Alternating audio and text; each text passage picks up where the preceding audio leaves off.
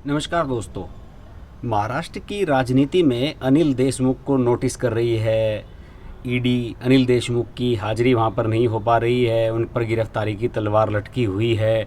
शरद पवार ये कर रहे हैं, शरद पवार ममता बनर्जी के साथ मिलकर थर्ड फ्रंट बनाने की तैयारी कर रहे हैं। शरद पवार अपने घर पर यशवंत सिन्हा के राष्ट्रमंच की बैठक करवा रहे हैं। ये सब कुछ घटनाक्रम चल रहा है, लेकिन इस बीच लोग बाग ये भूल गए कि पिछले महीने प्रधानमंत्री नरेंद्र मोदी से मिलने के लिए उद्धव ठाकरे नई दिल्ली जब आए थे अपने मंत्रिमंडल के सदस्यों के साथ, तो उन्होंने एकांत में लगभग 1 घंटे तक नरेंद्र मोदी से अकेले में मुलाकात थी और उस समय कोई मिनिस्टर उनके साथ मौजूद नहीं था जो उनके डेलीगेशन में शामिल थे। इस मुलाकात में दोनों के बीच में क्या बातचीत हुई, ये मुझे नहीं लगता कि अब किसी के समझ में अब तक आया है या किसी ने इस पर एक शब्द भी कहा है। लोग इस बात को भूल गए हैं। लेकिन अभी पिछले 24 घंटों में, यानी कि अगर मैं 4 जुलाई की बात करूं रविवार को, तो पूर्व मुख्यमंत्री देवेंद्र फडणवीस का एक बयान आया है। उसे मीडिया ने ज़्यादा हाईलाइट नहीं किया है, मैंने देखा छोटी सी खबरें छपी हैं और वो छोटी सी खबर ये छपी है, उसमें देवेंद्र फडणवीस ने ये कहा है कि हम और शिवसेना कोई जानी दुश्मन नहीं है। हम दोनों की जो आइडियोलॉजी है वो दोनों की अलग अलग है और हमें हमेशा से ऐतराज़ सिर्फ इस बात पर रहा कि शिवसेना ने जिन लोगों के खिलाफ चुनाव लड़ा, यानी कि एनसीपी और कांग्रेस के प्रत्याशियों के खिलाफ चुनाव लड़ा, उनके साथ मिलकर उन्होंने सरकार बना ली, क्योंकि उन्हें केवल चीफ मिनिस्टर बनना था उद्धव ठाकरे को। आप सब जानते हैं कि शिवसेना और बीजेपी पुराने एलाइज रहे हैं और बरसों बरस से दोनों की सरकार मिलकर संयुक्त रूप से वहाँ चलती रही हैं महाराष्ट्र में। लेकिन इस बार केवल ठाकरे ने इस जिद में कि चीफ मिनिस्टर इस बार हम बनेंगे, शिवसेना का बनेगा, भले ही हमारे विधायक कम हो, तो वो एक जिद पकड़कर बैठ गए और इस जिद में उन्होंने गठबंधन तोड़ दिया बीजेपी के साथ। तो देवेंद्र फडणवीस ने कहा है कि हमारा सिर्फ आइडियोलॉजिकल मतभेद है उनके साथ, कोई हम जानी दुश्मन नहीं हैं।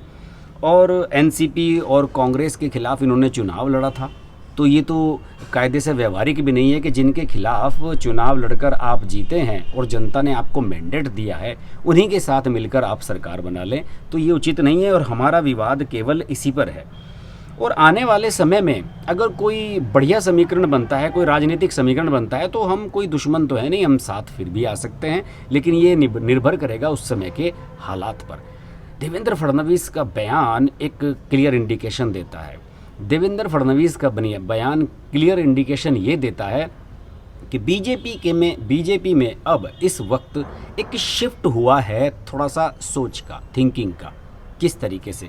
पहले जिद ये थी कि किसी भी हालत में भाई हमारे ज़्यादा विधायक हैं, बीजेपी के 100 विधायक हैं, तो हमारे ही बनना चाहिए चीफ मिनिस्टर, ये एक जिद थी। लेकिन अब कांग्रेस और एनसीपी जो लगातार बीजेपी पर हमला कर रहे हैं और बीजेपी के खिलाफ एक थर्ड फ्रंट बनाने की कोशिशें कर रहे हैं, शरद पवार या फिर कांग्रेस और ये सब लोग तो बीजेपी के खिलाफ हैं ही केंद्रीय स्तर पर भी, तो इसके खिलाफ अगर बीजेपी के टॉप लेवल से ये मैसेज आता है कि भाई अगर हमें परिस्थितियां बनी और महाराष्ट्र की सरकार अगर गिरती है तो हमें उद्धव ठाकरे को अगर समर्थन देना पड़े तो उस समर्थन से हमें पीछे नहीं हटना चाहिए। ये एक नई तरह की थिंकिंग बीजेपी के अंदर मुझे लग रहा है कि डेवलप हुई है। अब उस जिद को छोड़ने की तरफ बीजेपी बढ़ती हुई नज़र आ रही है कि भाई हमारा ही मुख्यमंत्री बनेगा।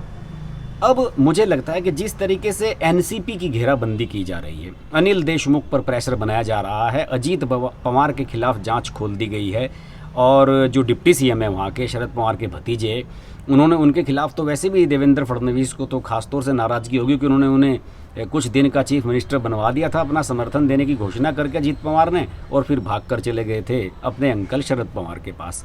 तो अजीत पवार के खिलाफ भी एक अलग तरह की स्थितियां बनी हैं, जैसे कि सचिन वाजे का एक लेटर आया था जिसमें अजीत पवार पर आरोप लगे थे, तो उस पत्र के जो निमित्त हैं, उस पत्र के जो निहितार्थ हैं, उसके आधार पर बीजेपी के प्रदेश अध्यक्ष हैं जो महाराष्ट्र के चंद्रकांत पाटिल, उन्होंने सीबीआई जांच की मांग की है। और देवेंद्र फडणवीस ने कहा कि इसमें गलत क्या है।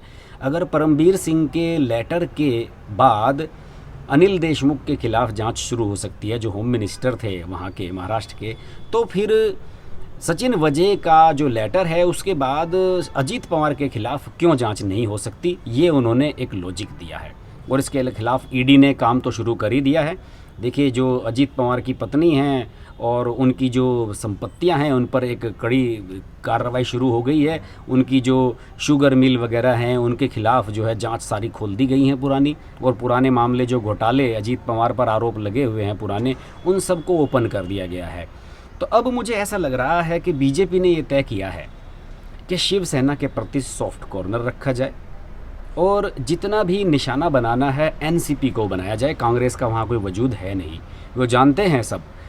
बीजेपी का हाईकमान भी ये जानता है कि महाराष्ट्र में इस समय जो सरकार चल रही है वो केवल शरद पवार के दम पर चल रही है। शरद पवार जिस दिन चाहेंगे उस दिन सरकार को गिरा देंगे। ये बात उद्धव ठाकरे भी जानते हैं और बीजेपी भी जानती है। तो इसलिए उद्धव ठाकरे को शायद विश्वास में लेकर बीजेपी इस जुगत में है कि अगर शरद पवार अपना शिफ्ट करते हैं, अपना क्या कहना चाहिए कि अपना समर्थन वहाँ से वापस लेते हैं शिवसेना की सरकार से, तो बीजेपी शिवसेना को सपोर्ट करने के लिए तैयार खड़ी रहे। मैं आपको ये बात क्यों कह रहा हूँ, आज देवेंद्र फडणवीस के इस बयान पर संजय राउत जो राज्यसभा सांसद हैं और जो अखबार निकलता है शिवसेना का सामना, उसके एडिटर भी अब बने हुए हैं, उन्होंने एक बयान पर, देवेंद्र फडणवीस के बयान पर प्रतिक्रिया जो दी है उसके ज़रा शब्द सुनिए।